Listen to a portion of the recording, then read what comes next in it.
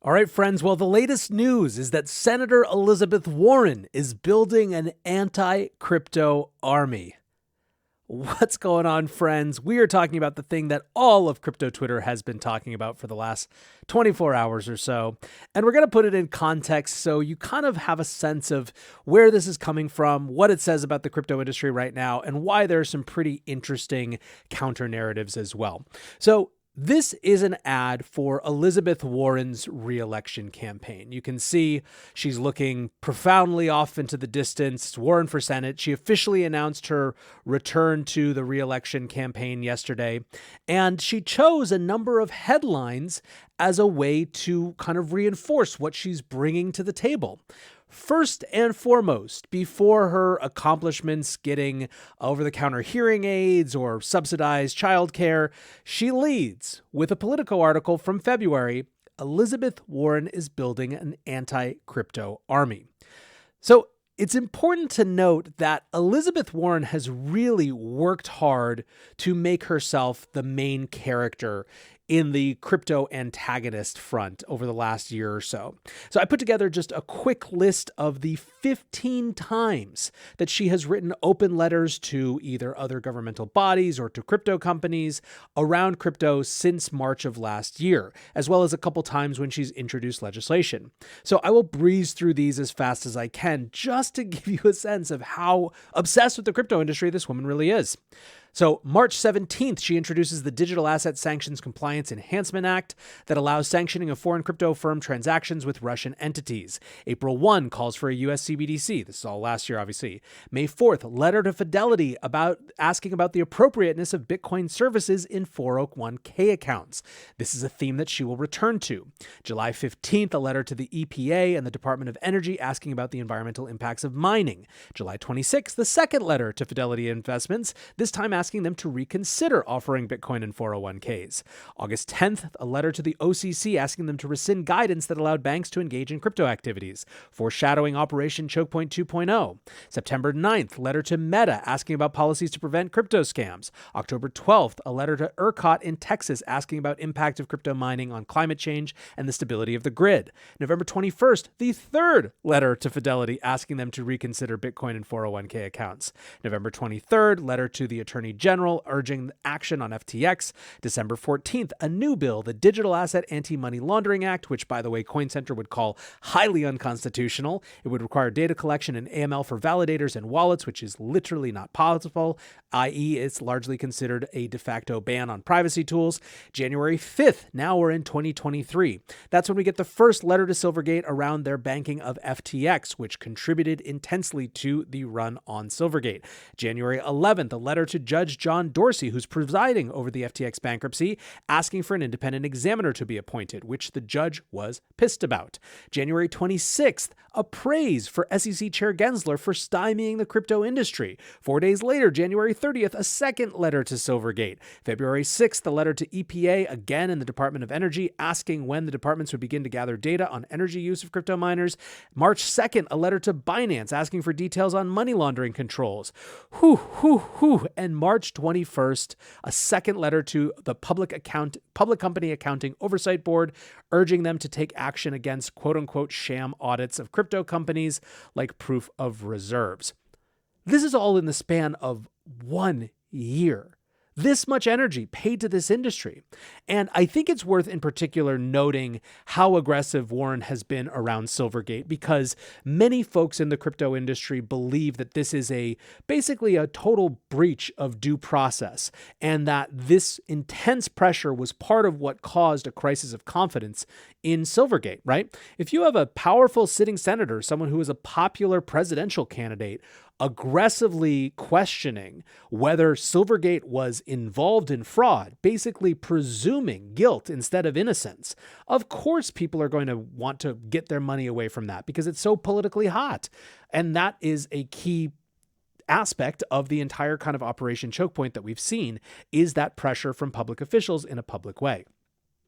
So the reactions to the community really range a huge span, but one that I think is super notable is this frustration from progressive Bitcoiners that this person who should be an ally, who spent their career nominally fighting the power that comes with centralized, giant, too big to fail banks, they're so frustrated that the progressive beacon has instead turned into an enemy, seemingly just because she can't not see something that involves money as just another Wall Street wolf in decentralization clothing, let's call it. I think that there's a real sense of not just frustration, but also betrayal, that these progressives who have tried to find the line between their progressivism and Bitcoinerism are finding that increasingly difficult because of the attacks from people like Elizabeth Warren. Now, there's the other note, which is just the deep irony of who is supporting all of these crypto and anti-crypto bills. Even in that Politico article that the original the original ad references, they talk about how the parties that have had the most interest in Warren's anti-crypto legislation are the existing bank lobby, the same people that she used to be against. It is just an example then of her animosity, her inveterate hatred of crypto, turning her into a tool for the very people that she once pledged to fight against. Ryan Selkis sums this up here. He says, "You're not anti-crypto. You're an unwitting pawn of the CCP, AGI monopolists, and Wall Street banks." So there's another question, which I think is a really good one. It comes here from Nick, which is kind of like, who is this for? Given that something like 20% of US adults own some form of crypto, how is this going to be a winning issue? Now, obviously on this show, we're no strangers to the idea that tech and crypto specifically are not popular among many kind of normal Americans. I did an entire show about why the left and the right both dislike big tech in so many ways. And I think that many of the same critiques apply to crypto, although in many cases there's an even more local reason, which is people lost money in it. But there are still a lot of people who have gotten involved in this industry, who are excited about this industry. And so alienating that huge portion seems like maybe not a great idea. What's more, we're kind of seeing during this larger banking crisis a bit of a shift in the narrative and a lot of indications that suggest that people aren't just sort of turning away from crypto, but are turning towards it. So this is Steven from Swan. He says, as the head of Swan's private wealth team, I get to see certain trend changes, early on. Most recently, I've seen a huge uptick in activity from family offices. The number of conversations, interest in Bitcoin purchases from family offices has increased significantly this month. Again, a very contra narrative indicator to what Elizabeth Warren seems to be pushing. I thought this was also notable. Elizabeth Warren a couple days ago said, "Let's make banking boring again," to which John Deaton responded, "Caitlin Long has attempted to do just that, but you and your friends are fighting her." Now, what he's referring to is the Fed's denial, their continued denial of Custodia Bank. Custodia is trying to build a bank that has one-to-one reserves, but they are being rejected, nominally because of their risky business model in terms of their association with crypto. But many think that it's because the Fed doesn't want to approve a bank that's a full reserve bank. They worry that full reserve banks will outcompete and suck deposits away from fractional reserve banks. However, Caitlin reports that behind the scenes, she has had a lot of support and cheering even from traditional bankers. She says some stunning stories of bullying and abuse by federal bank regulators.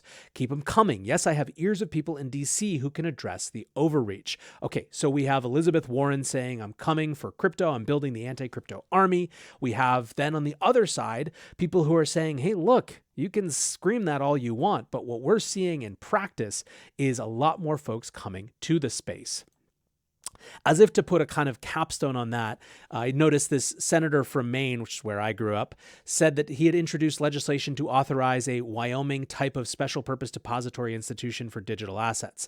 Now, whether that will actually happen remains to be seen, but the point is that there is a lot still brewing that shows that governments and governmental officers are in fact interested in crypto.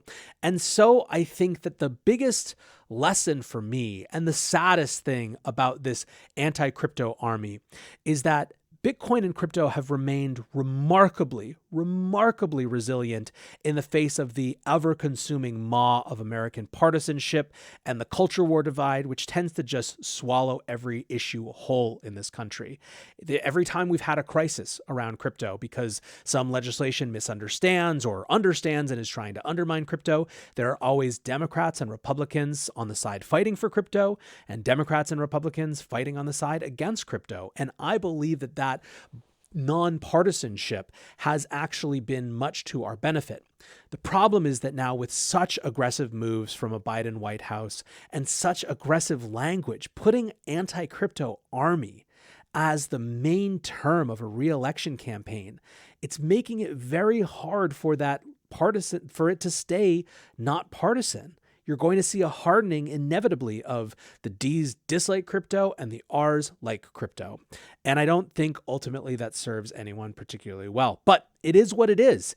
And, there are so many progressive Democrat Bitcoiners out here who are saying this might be the thing that pushes them out of the party and are sad because of it.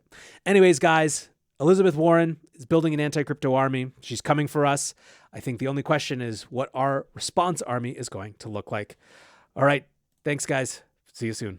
Peace.